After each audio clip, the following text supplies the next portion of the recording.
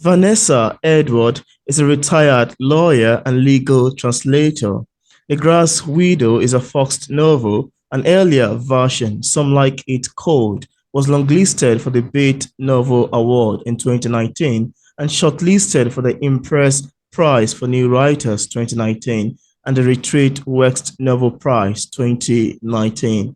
And on today's episode of Photo Interview, it's my utmost pleasure and joy to have on the show today Vanessa Edwards. How are you doing, Vanessa?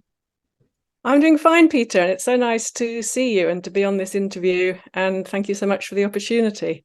Absolutely. It's my joy also. I'm excited to have you on the show today. Yeah, so Vanessa, could you tell us about your book, The Grass Weedo? How does this book come about? What inspired you to write The Grass Weedo? Well, sadly, there was no lightning flash of inspiration for me. It was more of a long haul. Wow. But I've always written since a very young age, and I've always loved writing. I wrote all through school. I wrote poems and stories like a lot of children do, but I did have a couple of short stories published in my teens. And then in university, I carried on writing poetry and stories when I should have been studying. And then most of my professional life as a lawyer has really involved writing in one way or another, legal advice, articles, a book, and translating, which is really as much about how you write your own language that you're translating into as it Mm, is how much you know the other language. So I've always written, but once I was in my professional life as a lawyer, I didn't really have much space for my own work. So although for years I wanted to try my hand at writing crime fiction, it was only really when wow. I took early retirement that I had the space to do it and the time to do it. But although I had the space, I didn't have any idea. I had no plot. Mm, Um, so I had a long winter of walks with my very energetic dog, where I just made myself just focus on this and think about how could I come up with a plot which would be original, which I would enjoy writing. And I eventually came up with the bare bones, I suppose, of a plot. wow. And of course, I had to think about characters and setting, but we'll come on to that later. So that was the genesis, I suppose, of the Grass Widow. But Mm. it was a long gestation. It was not a spark of inspiration, but it was good fun all the same. Yeah, that's very fun, actually. I love the background and the history concerning the making of your book. It sounds quite Mm. intriguing to me. And I'd love you to show it to the camera just so we can see what it looks like. Yes, so this is the book. I love Um, this cover. well, can I say a few words about the cover? Yeah, It's please quite do. interesting because, well, as I'll say later, I self-published with a company called Troubadour, who did all the work Wow. of um, getting the book ready, including the cover. But I had very specific ideas of what I wanted, and I wanted Wow. three items that were quite significant for the plot, but wouldn't be spoilers. So Mm. you see there's some rather old binoculars. They're actually, I think, my father's old binoculars. And then up here is a very old, obviously, Rhodesian penny, which comes into the plot, which belonged to my late husband's cousin, who gave it to me when Oh, she read an early draft. And then here are what should be the keys to a fairly upmarket filing cabinet. They're actually the keys to my wine fridge. And if you mm. look very closely, you'll see warning writing about not letting your children have the Wow. keys. So I knew I wanted these three items, and I took Wow. amateur photos with my phone. And I have a good friend who's a photographer who did my headshot actually. And I emailed him with these photos and said, "Do you fancy a really bit of a wacky job just doing proper photos of these for me?" So we Mm. had great fun. He took, I think it was very different from his usual job, which is headshots of actors. And so he set it all up in his studio, and he climbed on the chair to take overhead photos, and he had umbrella things for the lighting.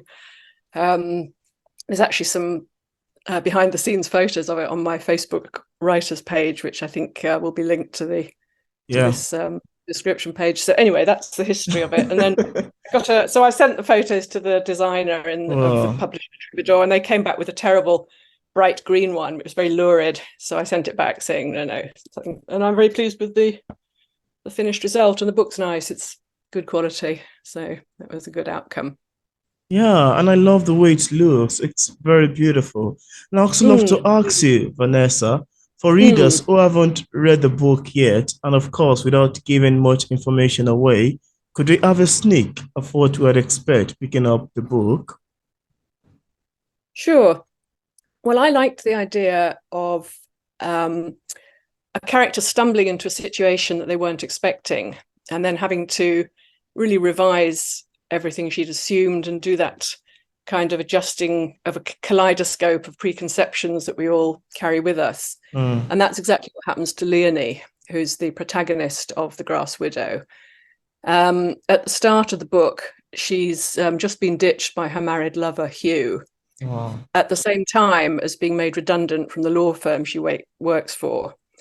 And she comes up with a scheme to wreak some sort of petty revenge on Hugh while she's between legal jobs. And she does this by insinuating herself into his house as a cleaner Wow. in sort of the guise of a cleaner, with a view to planting fake clues to his new liaison, to his affair that sort of superseded his affair with her, so that his wife Amanda would find them. And obviously, she expects that to cause a lot of problems for Hugh. But then she finds very quickly that Amanda, the wife, is not at all as she expected. She's not what she seems. She's got secrets of her own. Wow. And that's from that scenario, ultimately, Leonie works out with some rather unorthodox sleuthing and with a little help from a friend what the truth is behind what seems to be a tragic accident that occurs in the Oh, course of the book. So that's the sort of the basic plot without spoilers or too much spoiling. But there's also a couple of subplots which are woven in involving two other cleaners working for the same cleaning agency who oh, also have agendas of their own. And then in the center of this web is Simon, who at the beginning of the book is Amanda's new gardener, who is also very much not all he seems. So that's the oh. setup, if you like. Well, I really do love all your take on this. It sounds very intriguing, and I love the sound. I love the description. Very amazing Thank description. Thank you so you. much for Thank you, Peter. sharing. I also love to ask you, as authors, we all have different ways of reacting to feedbacks and criticism of our works. I'm curious to know your opinion about criticism.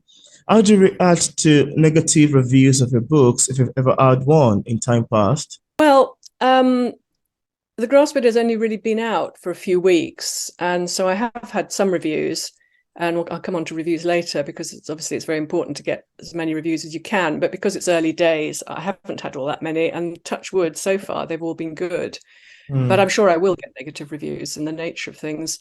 But I think one has to distinguish, or one can distinguish between different sorts of negative reviews, because you can have at the one end what I would call sort of pointless negative reviews. And Absolutely. I know that there are established authors who have these informal competitions and post reviews on social media, and they're Hmm. competing to see who has the most idiotic 1-star review.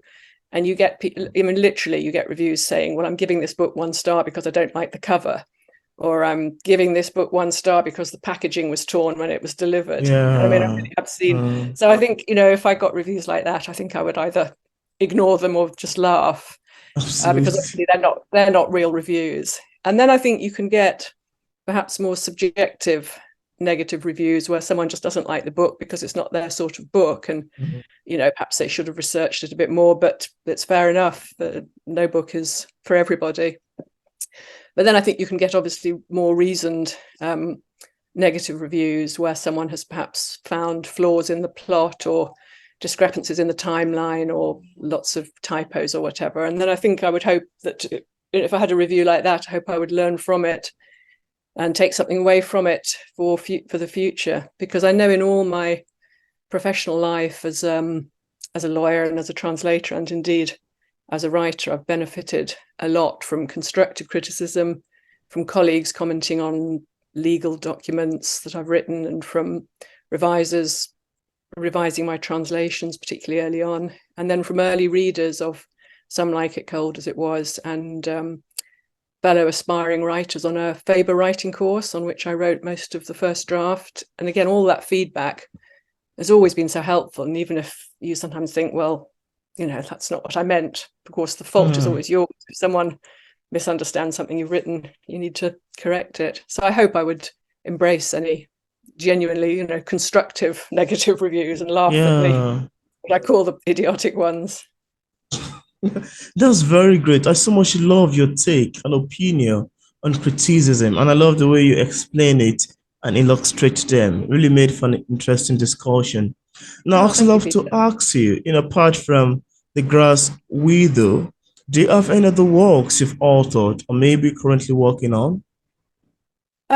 Well, if we disregard a rather hefty, out-of-date tome called EC Company Law, which I think is not going to be high in the Amazon charts, which I wrote a long time ago, my legal book, then yes, I do have another book or another manuscript waiting in a drawer. Wow. And I wanted to get the Grass Widow out really before I sort of take that out and dust it off. But I will be working on that. I don't actually have I still call it book 2, which obviously needs to be made a little bit snappier. Wow. It'll probably be called The Matchmaker. And it's a modern riff on a historic true crime. But I can't really say any more without giving things away. But I will be, as I say, dusting it off, and I've got some loose ends to tie up, and I've got a load of notes to self, which I need to get back into. And then I will probably do the same self-publishing route as I've done with The Grass Widow. And I'll be posting snippets and updates on my Facebook page for any of your viewers who might be interested in the progress. So yes, that's the answer to that one. Yeah, that's very amazing. And thank you so much for telling us about your upcoming book. That really makes for an interesting discussion. And now there's this question that I always love asking authors, especially novelists that come on my show. I've been always fascinated and surprised about how authors and writers, especially novelists like yourself, craft long sentences and bring words together in a way that it eventually makes a great novel, a great story. This always leaves me thinking about how exactly they got the ideas and inspiration. Now, as far as writing is concerned, I would also love to ask you, how do you get your inspiration and ideas? How does it come to you? Well, with The Grass Widow, as I mentioned, it was much more perspiration than inspiration, shall we say. So a slog makes it sound too negative because I enjoyed it all, but I was really starting with a blank slate. And then, of course, you have to build it up gradually. And I had the bare bones of a plot eventually, as I mentioned. And then, of course, you have to find the characters and put flesh on the bones of the characters, and you've got to find the setting, and building it all up. Although, in fact, there's a house and Hugh and Amanda's house that I mentioned, and its garden that the gardener I mentioned tends. The house and the garden have quite a significant role in the book in themselves, and they're actually based on a house and a garden which were separate. It wasn't the same. It wasn't the garden of the house. They were hundreds of miles apart, but they were a house and a garden that I knew well when I was growing up. So I didn't have to do much invention there. And then I did actually borrow a little bit of backstory for one of the characters from a friend with their agreement. But apart from that, I just made it up. It's fiction after all. So Wow. It's actually very great to know. I love your take. I love your take on that. Now, I also love to ask you, Vanessa, could you tell us what publishing is like for a published author like yourself? Are there any challenges you've encountered ever since you got published? Well, I suppose I mentioned that I had self-published, and I did that. I did find an agent. I went through the usual route of sending off my manuscript, which was then Some Like It Cold, to numerous agents, and it was all the usual story of, half of them didn't reply and half of them just gave a rejection with nothing else. Well, it can't be half and half, but the vast majority. But eventually I did find an agent after a long time, and we worked well together. But then after, I suppose, a couple of years of working together, Yeah, we parted company because we had realized that she wanted me to write the sort of books that I didn't really want to write. She wanted stuff that was a little bit more, a bit darker perhaps, and a bit less of the unraveling of the puzzle, which is what I find more Oh, intriguing. And so we parted company, but on very good terms. And I actually put both my manuscripts into a sort of virtual drawer and just let them languish there for about a year while I just took a break from writing fiction. And then I just thought earlier this year that I would self-publish The Grass Widow, which was almost ready. I just did a bit of tweaking. So I just say that so to introduce the fact that I ultimately did take the self-publishing route. And as I think I mentioned when I showed the book, I used a company called Troubadour Publishing to do the heavy lifting to produce and make available the printed and the ebook. As I also said, it's very it's early days because both of them were the printed and the ebook only came out late August, I think it was. wow. But I would say that at the moment I can see two challenges, if you like, for a self-published author. The first one is the reviews, Amazon reviews in particular, because I think if you're self-publishing, you obviously don't have the enormous marketing budget and marketing department of the big publishers, the conventional publishers, and really you're relying to a much greater extent than conventionally published authors on Amazon reviews in particular. And I can understand why people find it a bit of a chore to do a review, but I've often had people write to me or message me and just say, I've read your book, really liked it, I like this and that. And then I say, oh, it'd be so nice if you could do a review. And I've had some who've done very nice reviews, but some, I think they just forget. And I sort of think it would be very easy to sort of just copy paste a short thing. Absolutely. Because I think a review can be short or long or detailed or an Yeah. overview. But I think perhaps it's calmer because many times I've resolved to do more reviews myself for debut authors. And then Oh, I haven't been very good about doing it. So perhaps this is just payback. But anyway, I would say that's the first challenge, is encouraging people to write reviews, obviously genuine ones. So that's the first. And I think the second is related, really. It's very difficult to get a self-published book by a debut author into bookshops. And of course, again, from the perspective of the big bookshops, the chains, it's a very conservative industry, as you probably know, publishing and book selling. yeah. And I think the big bookshops and the supermarkets, they don't want to take a punt on anything. They're very risk averse. So they want, they're happy to stock books by big publishers who've done a lot of research about the market for those books, but it's impossible or very difficult to get the big bookshops to stock a self-published book. So I think probably I'm right in saying that all independently published authors are hugely grateful to the small independent bookshops that are so creative and so embracing of independent authors. And I'm actually I was approached by a lovely independent bookshop in Worcester in the Midlands here in England, and asked to do an author event. And it's a small bookshop, but they really feel it's important to support independent writers. And I would just like to shout out some gratitude to the independent bookshops, because that, as I say, is the second big challenge for a self-published first-time author, is getting books into bookshops. Yeah. I love this, conversation, and I love everything you've said about the challenges. They're actually real, and it's what most people are currently experiencing. Now, I'd I'm sure. love to ask you, Vanessa, would you like to read a short section of your book? It could be a favorite line, it could be a favorite page, or maybe a paragraph. Whichever one you would love to, that would be great. Yeah, I can read. So I gave a very brief sort of indication of the premise earlier.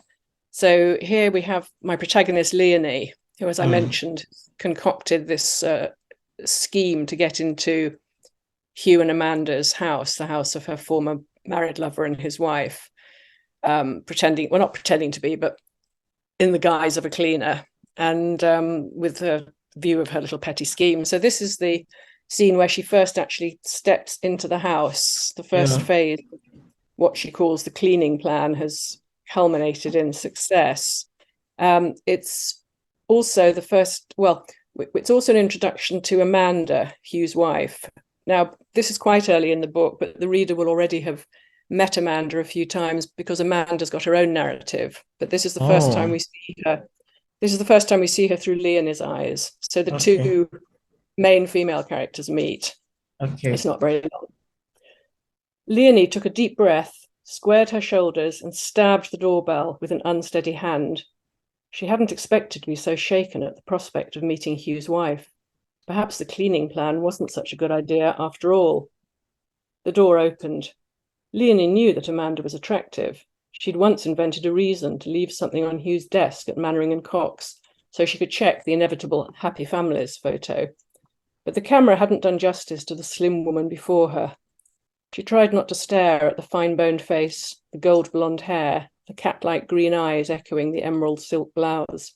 Why had Hugh strayed from the marital bed, she couldn't help wondering. But he'd evidently found Leonie attractive enough, and he was a man. She mentally shook herself. Don't think about Hugh. Remember what he did. Don't be beguiled by Amanda.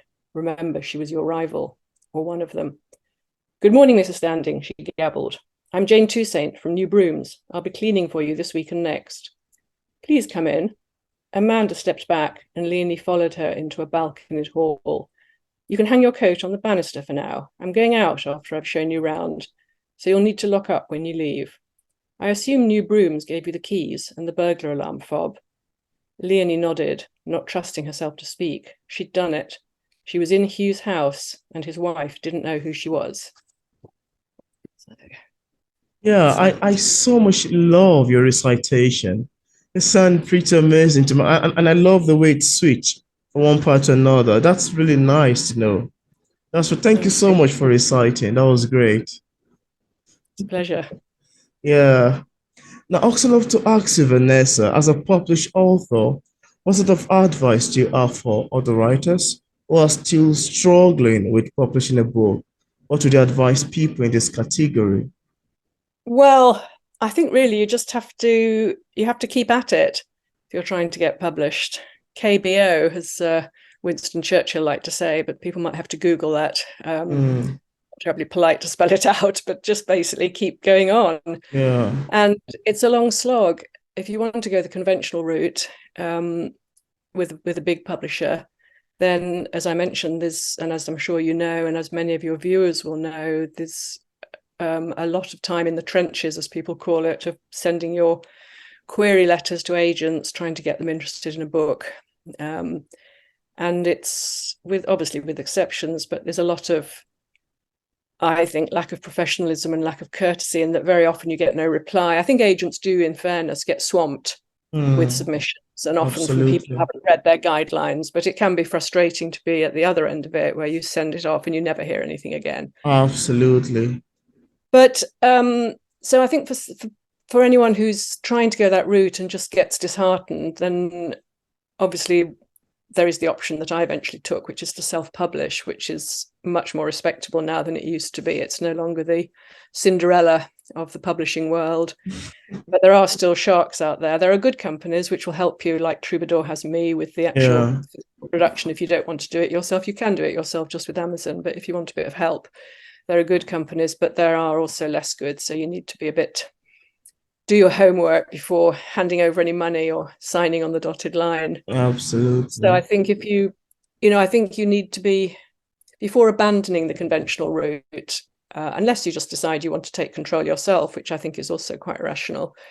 But I think in any event, really, you need to be sure that your book is as good as it's going to get, which of course it never is, because you constantly think of ways to improve it, but you need to be fairly sure that it's in a good shape. Yeah. And I think the other advice I'd give actually is to enter competitions. You kindly mentioned at the beginning my 3 listings for Some Like It Cold, as it was, and the Bath Novel Award listing in particular was so energizing and validating and encouraging, because I'd been working on Some Like It Cold for 2.5 years then, And I had been sending it to agents, not for that entire Wow. time, obviously, but for a while. And you do get a bit disheartened. And then I was in a long list of 26 from over 1,300 entries. And it was, I Wow. didn't get the long list, but it was very, very encouraging. And I think the other advantage of entering competitions, even if you don't get anywhere, I entered many and didn't get anywhere, but it really makes you focus on your first few pages, because that's what most of the competitions ask you to send in, that and a synopsis. And it's the same thing that agents like you to send. And it's the same thing, of course, your readers will read, whether they're looking at a sample online or picking it up in a Mm, bookshop. And I think if you've been sending your manuscript to agents for a long time, you possibly haven't looked at it very closely. You've had a bit of a break, and then maybe you can look at your first few pages with fresh eyes because you're doing it for the competition. So I would say enter competitions. You can't yeah. really, there's some of them you have to pay, but it's not really very much. And Yeah. sponsored entries as well for people who can't afford so it's really worth doing that. So basically just keep slogging on, self-publish if you feel that's what you want to do, and enter Mm. competitions. Thank you. Actually, I love your advice, and I'm hopeful that viewers, including myself, will love to utilize it. And I'm a good fan of that. I've heard people say, try entering your books into competition, try submitting your short stories, try submitting your poetry. You just go online and Exactly. search for one. Yeah. Some would request submission fee, while others may not. You just try, and those things actually do help a lot. So I'm I excited think they you do. And you mention meet it. other people as well, I think sometimes through some of the smaller competitions, and a lot of them Absolutely. they're very inclusive, they're friendly. Yeah. It's just it's a distraction and a pleasant sort of relief from the slog of sending off yet another submission to an agent who doesn't reply. So Yeah, absolutely. Now, in case we have some interested viewers who are watching this interview and they would love to get a copy of your books, on what platform are they available on for purchase? they're available, both the printed book and the ebook are available on Amazon. And the printed book is also available direct from Troubadour, but it's at the same price. So no particular advantage in either, I think. And I would like to say thanks in advance to anyone who does buy a copy. I hope very much that they will enjoy it. And if they Yeah. do, I would be very appreciative of a review. Yeah, that's very important.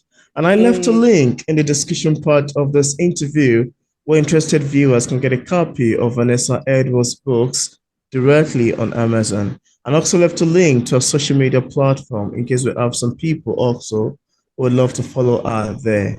So Oh, thank thank you you, Peter. so much, Thank Vanessa you. Edwards, for accepting the invitation to be featured on P English Literature. It's awesome having this conversation with you. Well, it's been great fun, very enjoyable, and thank you so much for the opportunity and the invitation. Very Yeah, good to you're meet welcome. you. It's my pleasure as well.